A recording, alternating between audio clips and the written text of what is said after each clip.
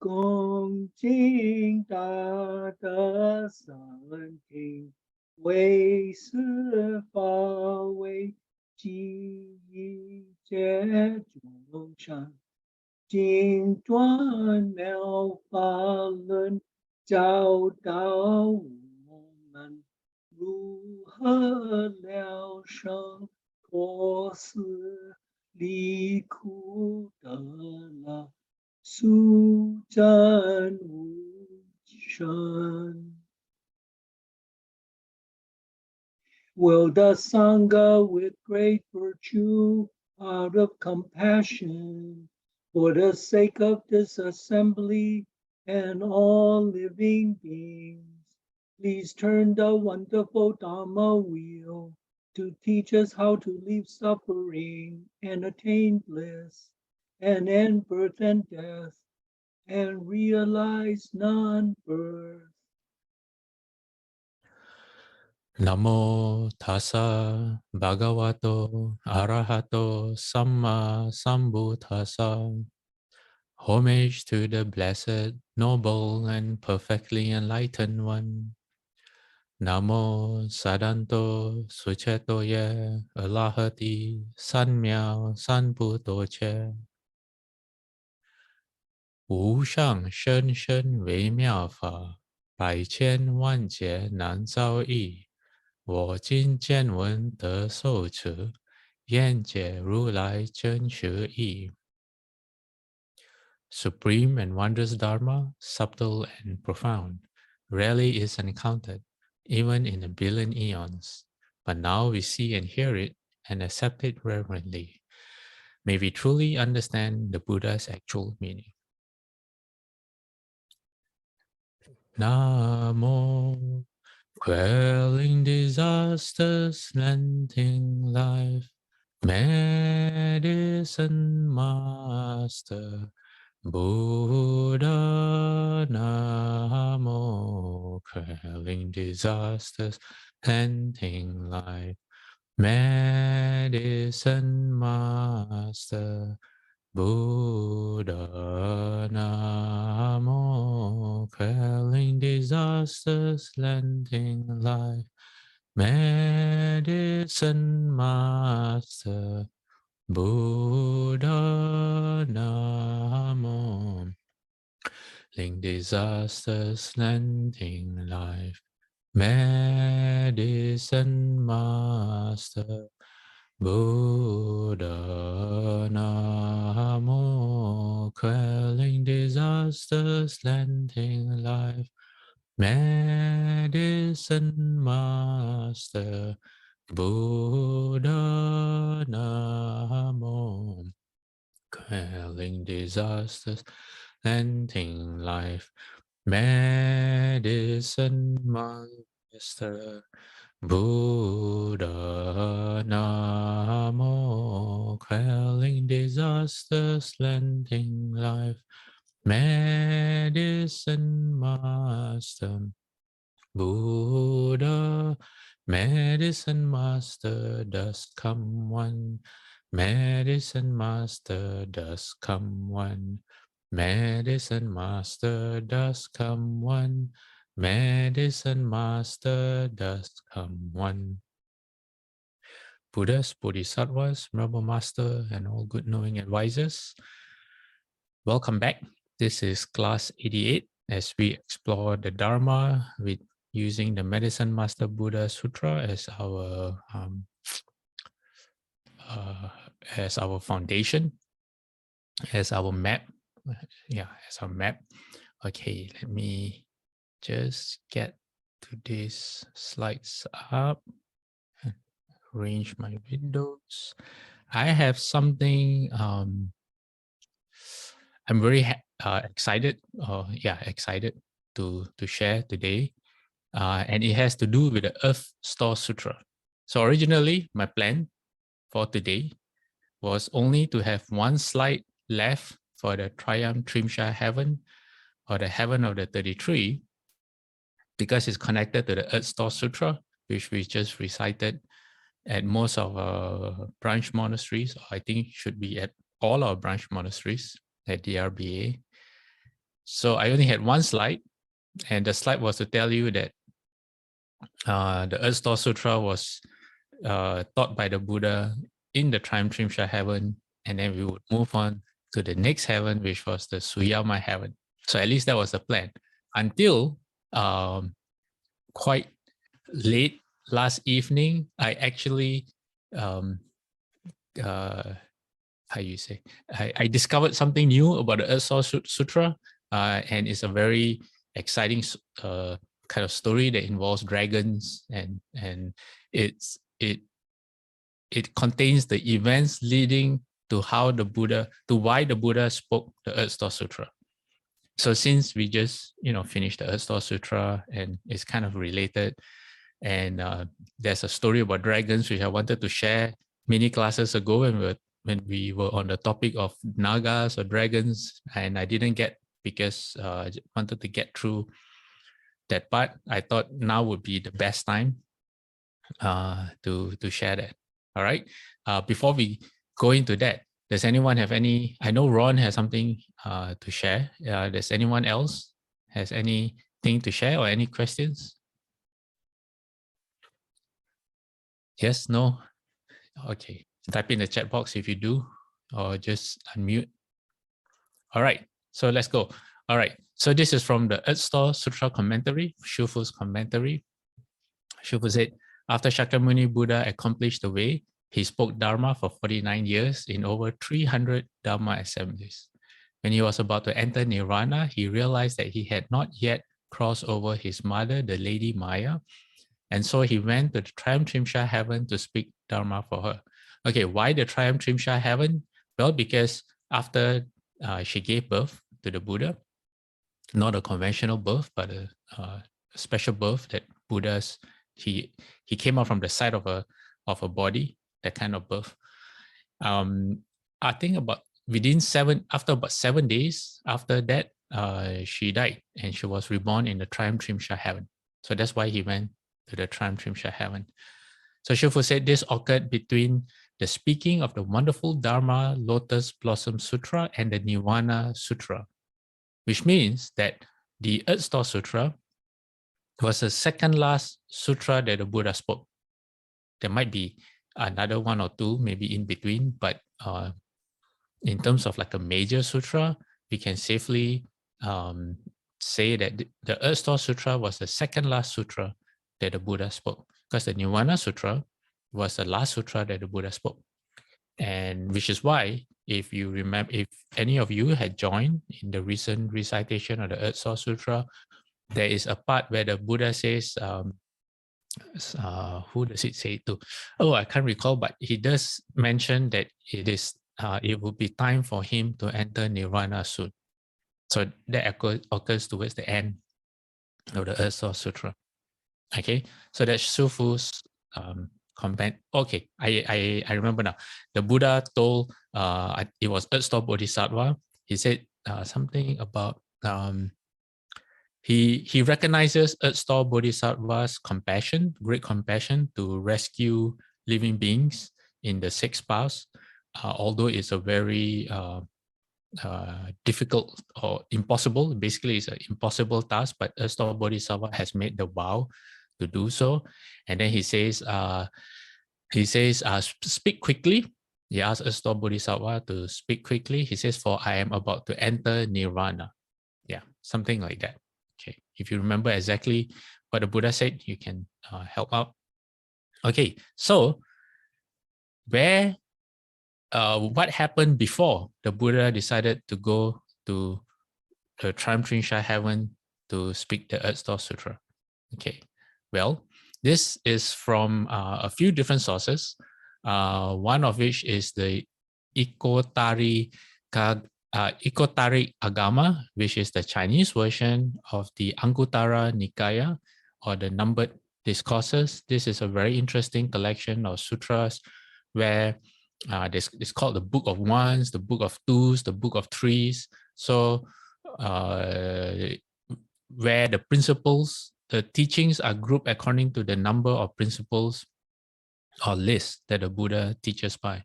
So for example, the 5 precepts would be under the Book of 5. And then the 4 Noble Truths would be under the Book of 4, for example. So that's called the numbered discourses. Okay, hold on, just let me get a sip of water. Okay, so how all this began as connected to the Earth Star Sutra is that it was said once the Buddha resided with a large assembly in the kingdom of Shravasti, in the Jetavana trees in the garden of Anathapindika. From his preeminent place in the Triumphrimsha heaven, Indra, or I've been calling him Lord Chakra, Indra descends to inform the Buddha that the Buddha's mother is in his heaven waiting to hear her son preach the law, teach the Dharma, basically. So having been reminded by Indra of his previous lectures on the value of enlightening and liberating one's parents, the Buddha silently consents to ascend to the heaven of 33 and preach to his mother. Okay, so that's the tactic that Chakra uses. It says, oh, you have thought a lot about how parents are important and showing gratitude by repaying the kindness by parents, and then now is your time to show your gratitude to your own mother. Okay, so the Buddha cannot refuse. So before they go, the Buddha reflected. It says, the Naga king Nando Pananda has appeared in my vision. Has he done any good works in the past? And came to know that the Naga king, whose name is Nando Pananda, having no faith in the triple gem or triple jewels, that means the Buddha, the Dharma, and the Sangha, says whole wrong views. When he continued to reflect as to who should free the Naga from the wrong views, the Buddha discerned that only Venerable Mahamoggaliyana was up to the task. So we shall find out why the Buddha decided that only Venerable Mahamoggaliyana was up to the task. One clue is that Venerable Mahamoggaliyana is known as foremost in spiritual powers. So that's one clue. Okay, so now I just want to explain that there are 2 versions of this story with the Naga king. This version, there's only one king. There's only one dragon king, and his name is Nando Pananda. There's another version where there are 2 kings, 2 dragon kings. One is named Nando, and the other one is named Pananda. So I'm not sure which is correct, but I think it's kind of the same difference. Anyway, is to try to see which is more accurate, I think it's missing the point. We should look at the principle of the story instead. Anyway, it's a very good story. Whether it's one Naga king or 2 Naga kings, doesn't make any difference. All right? Okay, so putting that aside. So at daybreak, the Buddha cleaned himself and addressed Venerable Ananda. He said, tell the 500 monks that I shall make a celestial journey to the Triumphrimsha heaven. And it just so happened on that day that, so this, when you see the word Naga in plural, it means I didn't change it to singular. Singular or plural is the same. So particularly on that day, the Nagas were preparing. Okay, sorry. This Nagas means all the other dragons. The whole community of dragons were preparing for the Naga King's feast and drunken orgy. Nando Pananda was seated on the jeweled divine throne, had a white parasol held over his head, was surrounded by female dancers of 3 different categories of age, and by divine food and drink served in gold and silver vessels. From here, you can see that as a dragon king, he's someone who is, he's a real king, with all the glory that a king is used to. And when they say female dancers of 3 different categories of age, it is said that they were young, middle age, and of a mature age. So that's what it means, different categories of age. So it says, when the Buddha with 500 monks traveled to Triumphrimsha, passing above the mansion of Nando Pananda, an evil thought arose in the Naga king. So remember, this Naga king is not a disciple of the Buddha, and there's no respect in his mind for the Buddha or any of his disciples. In fact, what he thinks is this: he says, these little shaven-headed ascetics are going in and out of Trimtrimsha directly over my dwelling. From now on, they will no longer be scattering the dust of their feet on our heads. And why does he think that way? Well, he's a king. You know, kings are usually, the world kind of revolves around them, you know, and having people fly above your head with their, the feet, the dust of their feet falling on your heads, yeah, you can easily get very upset if you're a king. So what did he do? So Nando Pananda went to the foot of Mount Sumeru. Okay, why did he go to the foot of Mount Sumeru? Because if you remember, the Trimtrimsha heaven is located at the top of Mount Sumeru. Okay, so he went to the foot of Mount Sumeru and changed his form into that of an enormous snake and wrapped his coils around the mountain 7 times. So Mount Sumeru is huge. Mount Sumeru, if you can see it with your flesh eye, it disappears into the sky. That's how big Mount Sumeru is. So for this dragon king to be able to wrap his body, his snake body around the mountain 7 times shows how how powerful he is. Okay, so rearing up, he spread his hood over Trimtrimsha so that it was entirely covered and hidden from sight. And not only that, he could be so tall, he spread over his hood. What's a hood? Kind of like a cobra snake, where the head comes from a foot that can stretch out. So that's what he did, and he covered the entire heaven of the Trimtrimsha, the entire Trimtrimsha heaven. So one of the Buddha's monks, Venerable Ratapala, asked the Buddha, he said, from this place we could previously see Mount Sumeru together with Trimtrimsha heaven and the palace adorned with banners. That's the Lord Chakra or Indra's palace. Says, what is the cause that we cannot see it now? Because he covered it and hidden it from sight. Buddha explained, he says, just now the Naga Raja, Naga means dragon, Raja means king. So the dragon king, Nando Pananda, has become angry and he has covered Trimtrimsha with his hood and plunged it into darkness. So Venerable Ratapala and all the bhikkhus in turn asked the Buddha for permission to tame the Naga, but he refused them all except for Mahamoggallana. Okay, so the Buddha, they all wanted to go to tame the dragon, to cross over the dragon, in other words. But the Buddha said, no, only Mahamoggallana can do that. So Mahamoggallana assumed the form of a gigantic naga. So he became a dragon himself and wrapped his coils 14 times around Nando Pananda. Then rearing up his hood over the Naga king's hood, he crushed him down against Sumeru. Nando Pananda caused his body to emit smoke. But Mahamoggallana said, not only you can make smoke, but he can too. So he also emitted smoke from his body. And while the dragon smoke did not affect the elder or Mahamoggallana, Mahamoggallana's smoke afflicted the dragon instead. So everything the dragon do, Mahamoggallana could do, but he could do twice as well as the dragon himself. So Nando Pananda then emitted fire, and so did Mahamoggallana. And the dragon's fire did not affect Mahamoggallana, but Mahamoggallana's fire affected the dragon. So the dragon wondered who was it that crushed him against Sumeru, and had so much power that their smoke and fire could affect him. So he asked, "Who are you?" And he said, Mahamoggallana identified himself, and then the dragon said, "Then resume the form of a bhikkhu." That means resume your form as a monk. So returning to his natural form, what did he do? Mahamoggallana went into the dragon's right ear and came out of his left ear. And he went into the dragon's left ear and came out of his right ear. He went into one nostril and came out the other. Then he went into the dragon's open mouth and walked to and fro inside his belly. So the Buddha called out, Mahamoggallana, beware. This is a naga of great power.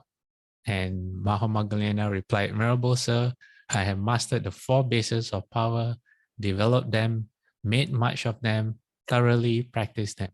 I could tame 100,000 dragons like Nando Pananda. So the Buddha is warning Mahamoggallana to be careful. And he should, because all the other monks apparently cannot match the dragon. So Nando, the dragon, had this plan. He said, I did not see him going in, meaning to his stomach, but when he comes out, I shall catch him with my fangs and chew him up.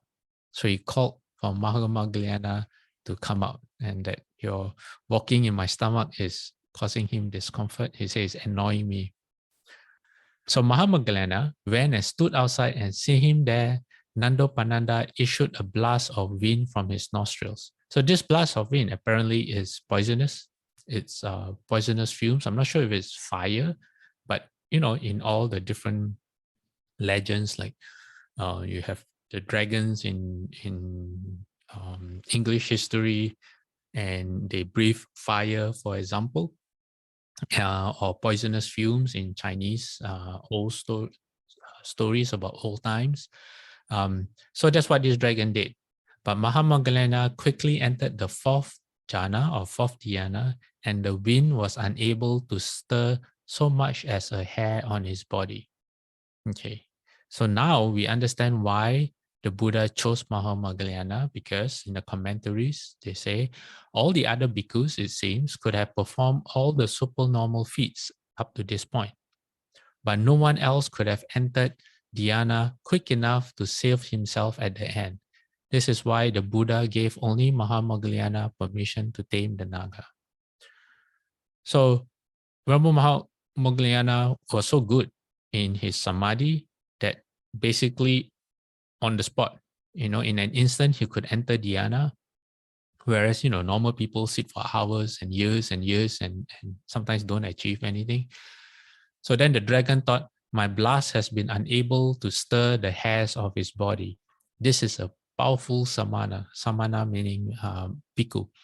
So Mahamoggallana now assumed the form of a Garuda, and demonstrating the Garuda's wing, he gave chase to the naga.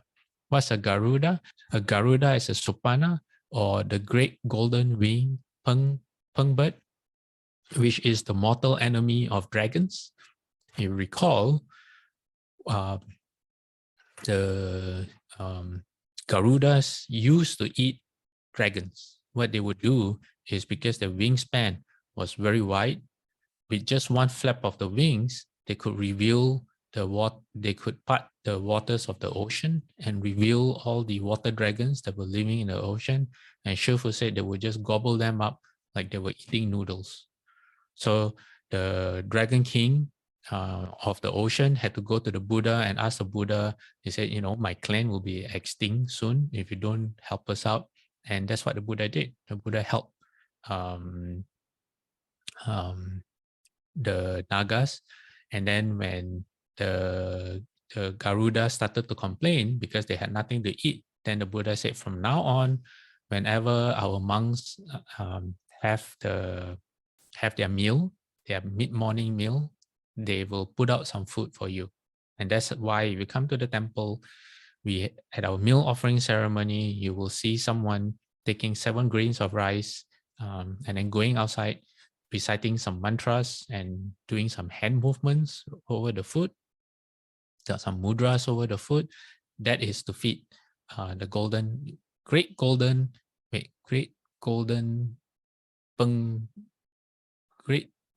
wing peng bird. Yes, to the Garudas. Okay, so Mahamoggallana's master plan was to transform into the shape of the dragon's mortal enemy, who the dragon could not defeat. Okay, and he chased the dragon. So, having no choice, the Dragon King now assumed the form of a young man and, falling to the elder's feet, asked him for refuge. Mahamoggallana said, the teacher is here, take refuge from him, meaning the Buddha. So he led the Dragon King, now tame and bereft of his poison, to the Buddha, and it is said that the Buddha transmitted the refuge and the 5 precepts, the lay precepts, to the dragon. Okay, so it's not over yet, because by this time the Buddha had not gone to the Trimtrimsha heaven yet. Okay, he was interrupted by the dragon. He was not interrupted. His plan, I guess, was to cross over the dragon first. Okay. So what happened next was the three of them, the Buddha, Mahamoggallana, and the dragon, then went back to Shravasti, where all the Buddha's disciples were, and they were joined by a king called King Prasanajit. Who is King Prasanajit? King Prasanajit is he's featured in the Shurangama Sutra, where he, at the old age, he's afraid of what would happen to him upon his death, and then he seeks reassurance from the Buddha, and the Buddha explains to him about how his Buddha nature does not age, so which comforted the king a lot. And he appears in several other sutras as well, one of which was last week when I shared the sutra which I called Disagreeing with the Buddha. And then the queen heard about the Buddha's teachings, and he told the king, and the king told the king got frustrated with the queen, saying, anything the Buddha says, you say is true. You just accept it word for word. That king was this king, King Prasanajit. Okay. So King Prasanajit goes to the Buddha. Okay. Everyone bows to the Buddha, to the king. Why? Because everyone there is all the king's subjects except one person, which was the Dragon King. So naturally, the Dragon King, being a greater king himself, did not bow to this human king. And that made King Prasanajit really upset because, he's a king. He's used to everyone. Like I said, the universe revolves around you when you're a king, and you expect everyone to defer to you. So what he did was he ordered this, because King Prasanajit did not know that it was a dragon king. All he could see was a human being not paying him any respect. And so he wanted his guards to catch and kill this dragon king for not being respectful. Okay, but before he can, he's able to issue his orders. The Naga king, who can read the thoughts of King Prasanajit, disappeared. He just disappeared. He ran away. Okay, but all right, the Naga king, when you threaten a king, this is what happens. So the Naga king plotted his revenge to ruin this human king. So the Buddha, being aware of what's going on, then told Mahamoggallana not to rest. He said, okay, now you have to go and protect the king and diffuse this conflict that these two kings have created out of totally nothing at all. So what Mahamoggallana did was he sat in meditation, floating on top of the palace of King Prasanajit. So when the Dragon King tried to attack the King Prasanajit's palace with stones and knives and maybe whatever weapons he sent down from the heavens, Mahamoggallana changed it into flowers, food, fine clothing, and jewels. Okay, that was the extent of Mahamoggallana's powers. So what happened was then the ignorant King Prasanajit, seeing beautiful flowers shower down from the heavens and all the other offerings, he thinks that it signifies the coming of a sage, meaning the Buddha, to the kingdom of a righteous wheel-turning king. And guess who he thought that righteous wheel-turning king was? He thought it was himself. Okay? So he takes it as a sign that he's a wheel-turning king, that he's not just an ordinary human king, but he's a king that can rule the entire 4 continents of the Buddhist cosmos. So mistakenly, then he, upon this mistaken thought, he takes the offerings to the Buddha so that he can be recognized as the universal king or the universal monarch. So what the Buddha does is he apparently explains the king's mistaken ideas, and he then says, rejecting the king's claim to the status of a Chakravartin, which is a wheel-turning king, the Buddha instructed him to hand over the gifts to his disciple Mahamoggallana. The Buddha then lectured the king on his greed, informing him that in his next life he will be reborn again as a human being. I have no context for that. I guess the Buddha is telling him that if you do not overcome your greed and your desire, then in your next life you will still be a human being. So having finished with King Prasenajit, the Buddha finally makes good on his original promise and ascends to the heaven of 33 to preach the Dharma. And that's when the Earth Store Sutra is spoken. Okay, so that's the backstory leading to the Earth Store Sutra being spoken. So I've known this story about the dragon before, but I never knew how it was. I never knew that it was connected to the Earth Store Sutra in this way. Yeah. Okay. And just a bit more before we are done, given that the Earth Store Sutra was the second last sutra, when the Buddha went to the Trimsha heaven, says, meanwhile, at the assembly at Sharavasti, everyone else, all the Buddha's disciples, were aware only of the Buddha's absence and not his cosmic travels, had gone worried. Not even Ananda, the Buddha's closest disciple, knows where he is. I'm not sure how to reconcile this with the beginning where the Buddha tells Ananda that he's going to travel to the Trimsha heaven. I guess given everything that happened, maybe they thought that the Buddha was no longer going. Anyway, there was a king there. King Udayana suggests that a statue of the Buddha be made and that offerings be set before it, apparently in the hope that the Buddha will respond by reappearing. So they say, if you make a statue of the Buddha, maybe if we pray to it, the Buddha will reappear. And then King Prasenajit, not to be outdone in displays of piety, also commissions a statue. So he sees this king with that idea, then he too wants to follow the idea. Okay. So why are the Buddha's disciples panicking? Well, because they kind of know that the Buddha is entering Nirvana soon, and then the Buddha has disappeared. And in terms of timeline, apparently the Buddha has disappeared not just for like a week or two, but for 3 months. Okay. It says, finally, Ananda asked another disciple, Venerable Aniruddha, to use his divine eye to search the cosmos for their master. Okay, Venerable Aniruddha is the monk that when the Buddha, I think when he was meditating, he would fall asleep. He would nod his head.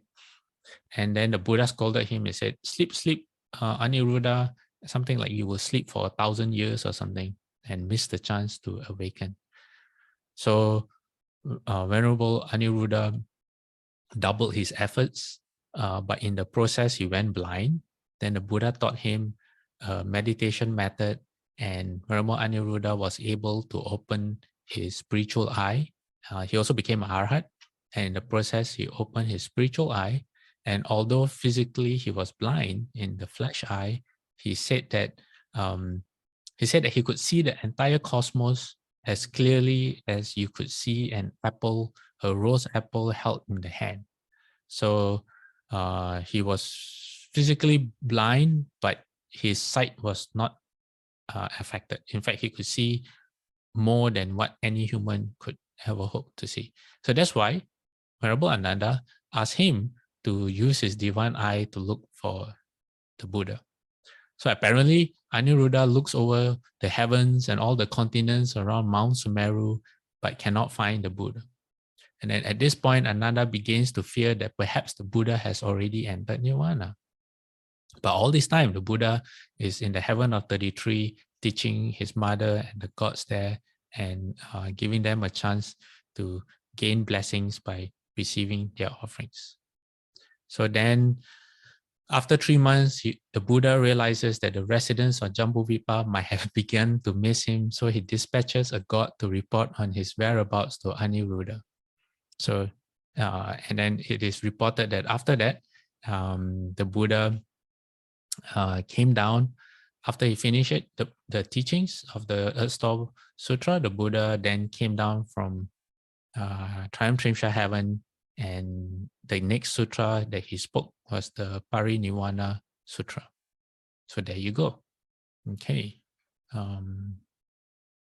Any questions at this point? Anyone? No? Okay. Now we can go on to the next heaven on our list. All right. Which is the Suyama heaven. So if you look at your screen, you look at the middle, see number 6 to 11. That signifies the 6 heavens of the desire realm. And now we are on heaven number 3, which is the Suyama heaven. Where is the Suyama heaven? Okay.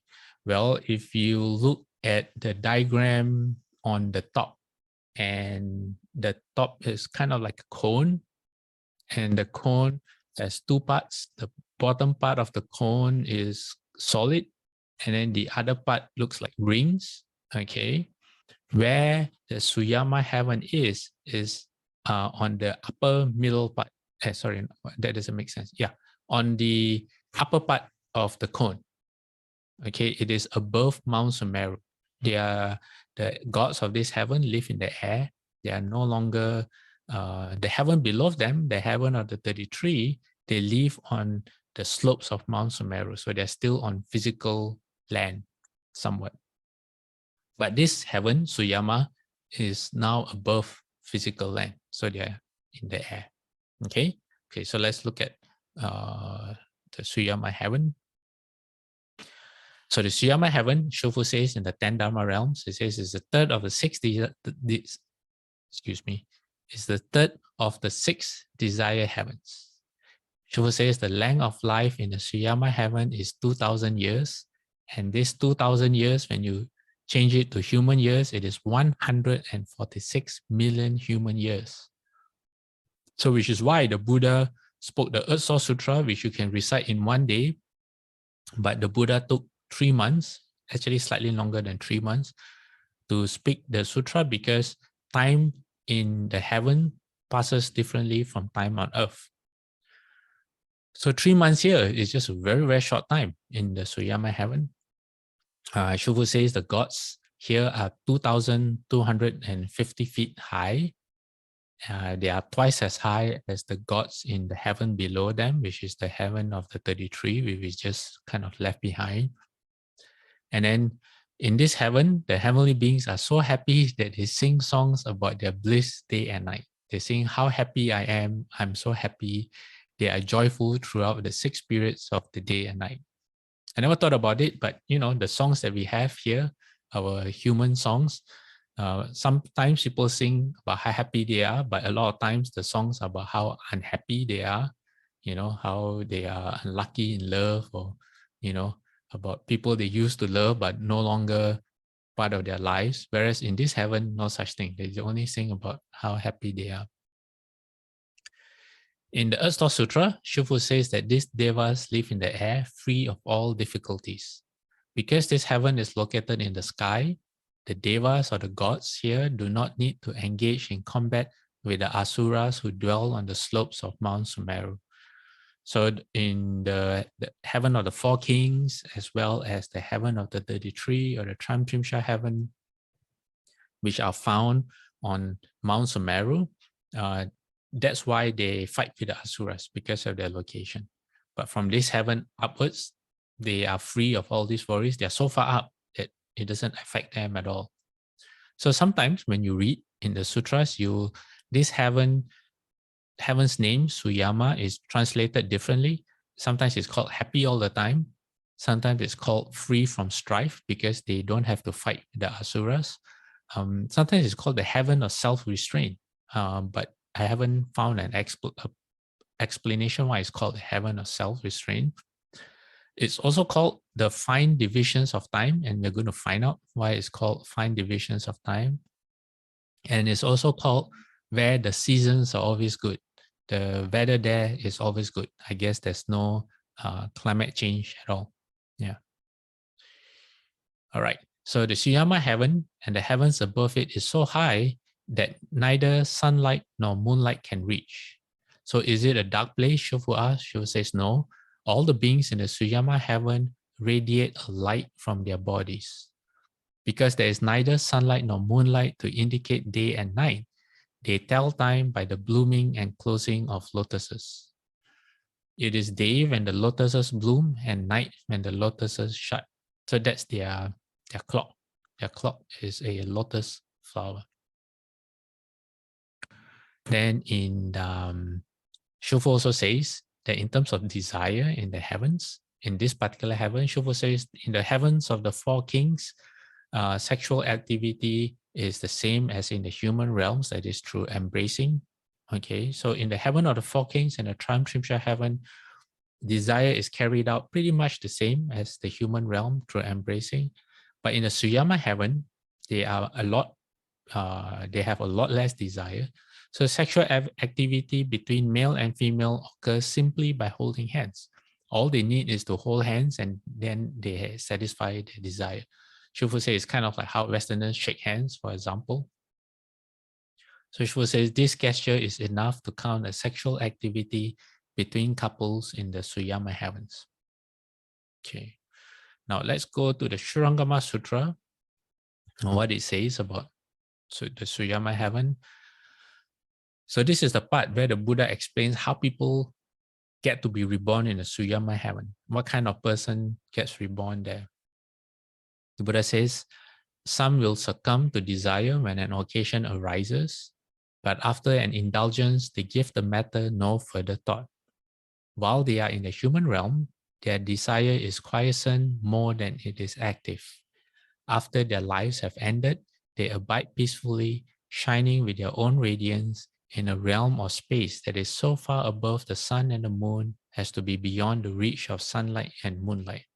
Such people become gods in the Suyama heaven.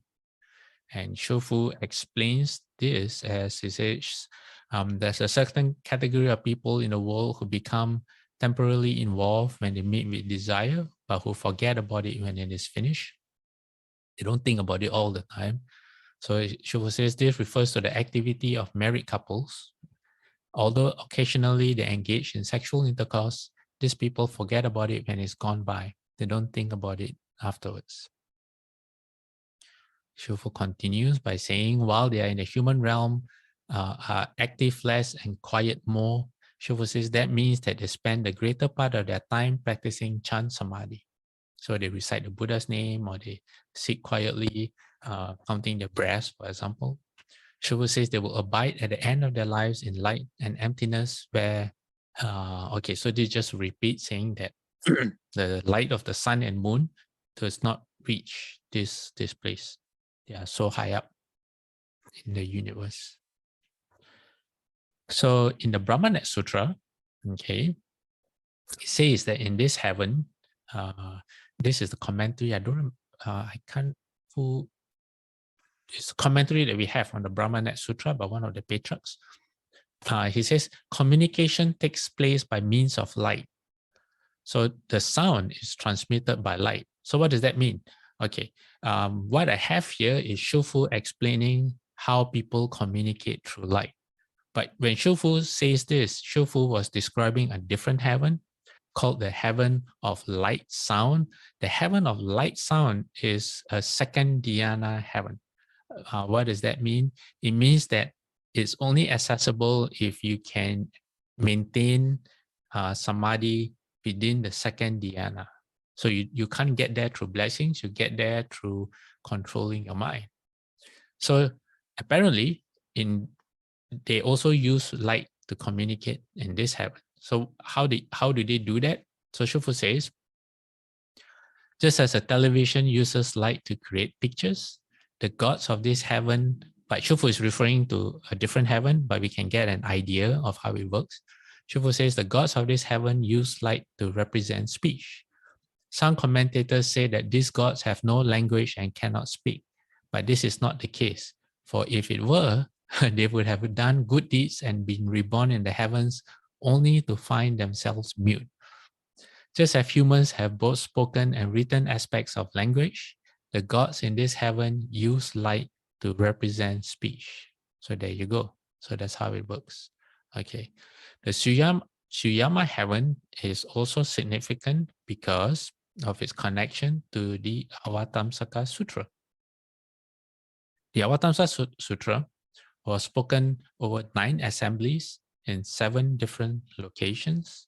And in terms of the Suyama heaven, the 4th assembly was held in this particular heaven.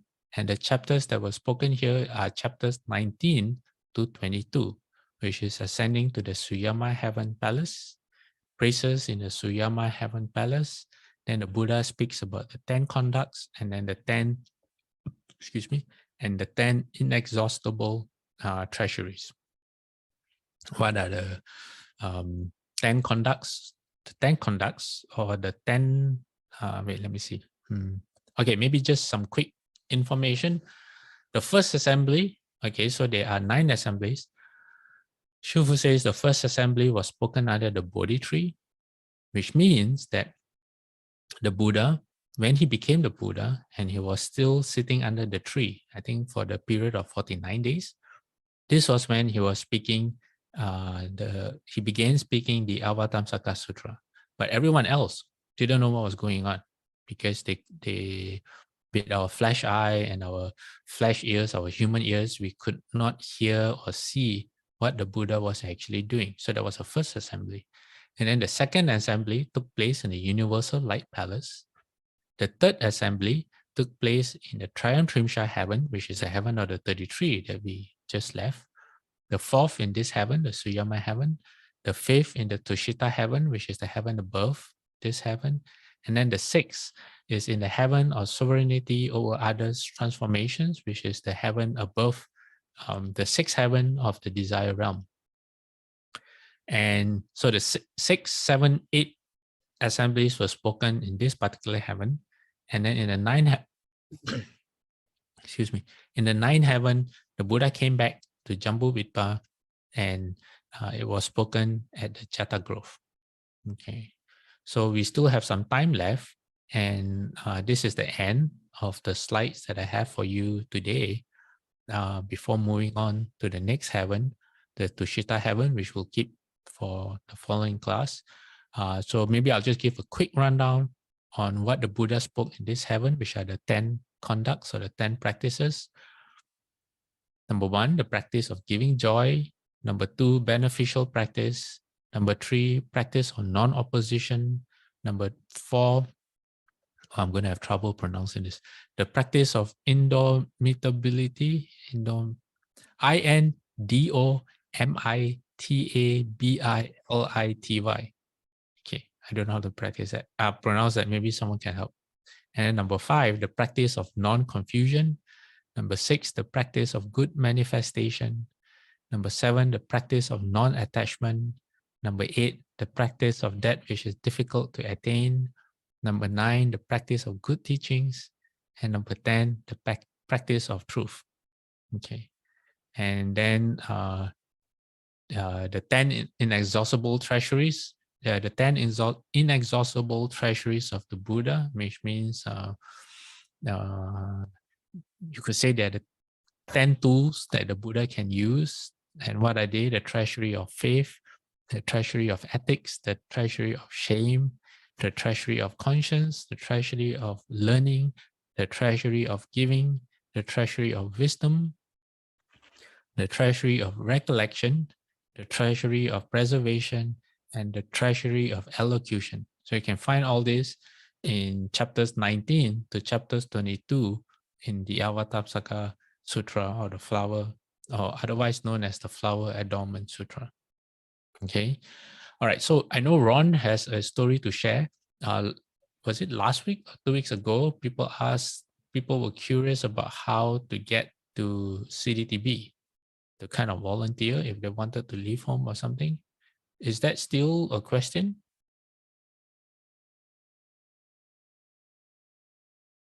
Or does anyone else have any other questions before we go to Ron?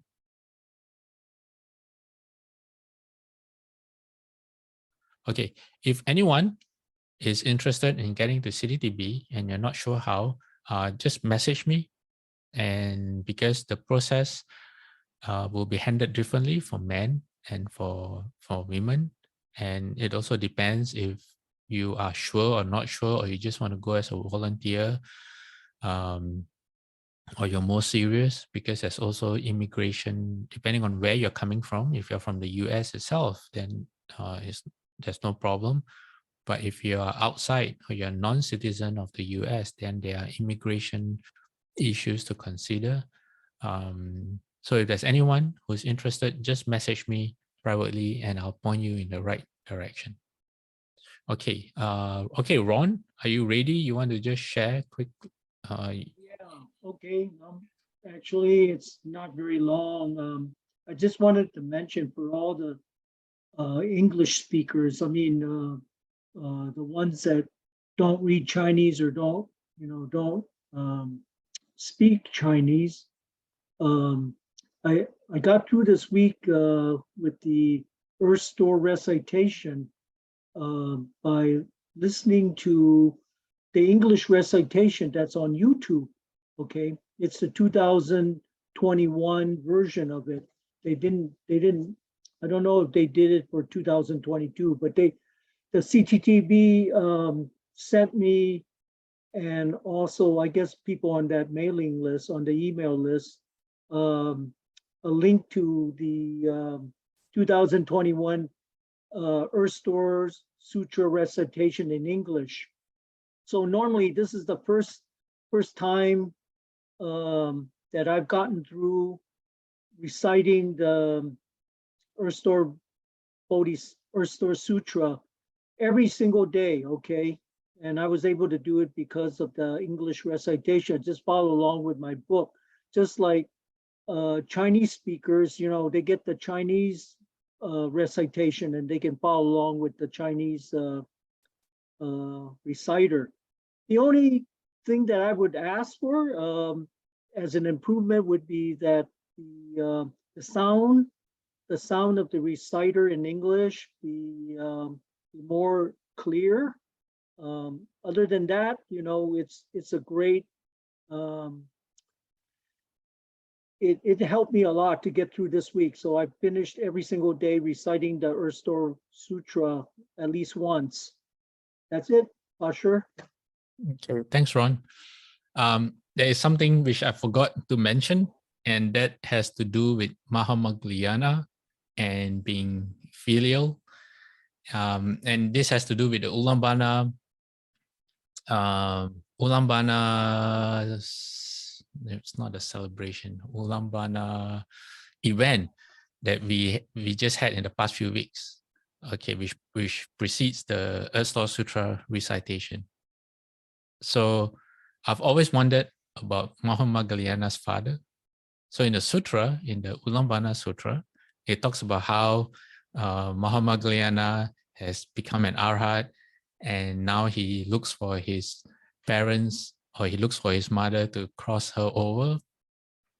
And it doesn't mention anything about his father at all.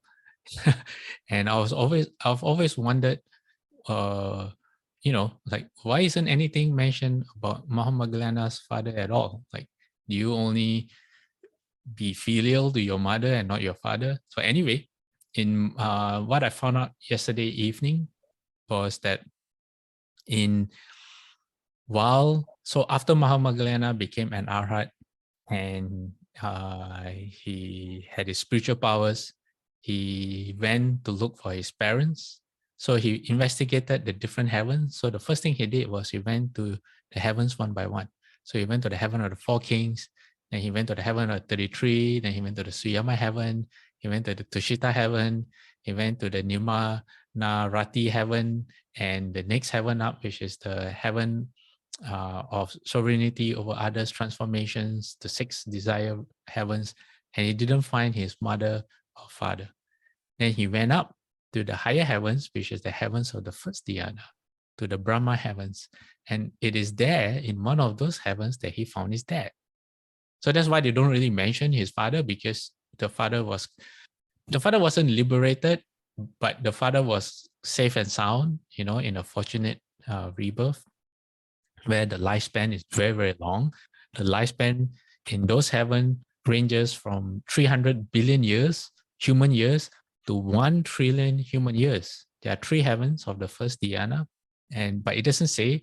I think the father was in the great Brahma heaven? I'm not sure. Anyway, the lifespan there is very long. So then Mahamoggallana, confident of his father's rebirth, then went to the other heavens, didn't find his mother. And finally, when he went down, there are several versions. First, one version is that he asked King Yama about his mother. The other version is that he went to the hells, he found his mother, who was a hungry ghost. So that's why in the Ulambana Sutra, it doesn't mention anything about the father at all. So in case anyone ever wondered, that's why. Okay, let's transfer merit. Let me get my slides up.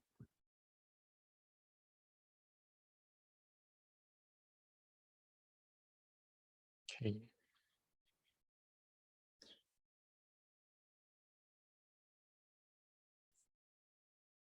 I'm going to invite everyone to join me in putting our palms together. May every living being, our minds as one and radiant with light, share the fruits of peace with hearts of goodness, luminous and bright. If people hear and see how hands and hearts can find giving unity, may our minds awake to great compassion, wisdom, and to joy. May kindness find reward. May all who sorrow leave their grief and pain. May this boundless light dispel the darkness of our endless night.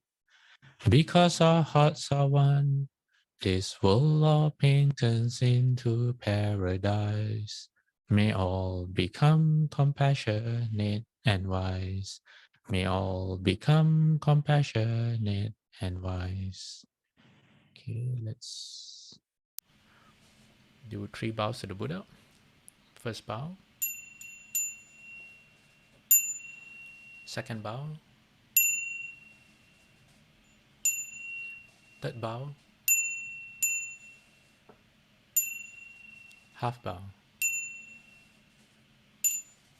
Bowing respect to the Venerable Master. Second bow. Third bow. Half bow. Okay, everyone. Thank you for joining us. We'll see you next week. Amitabha.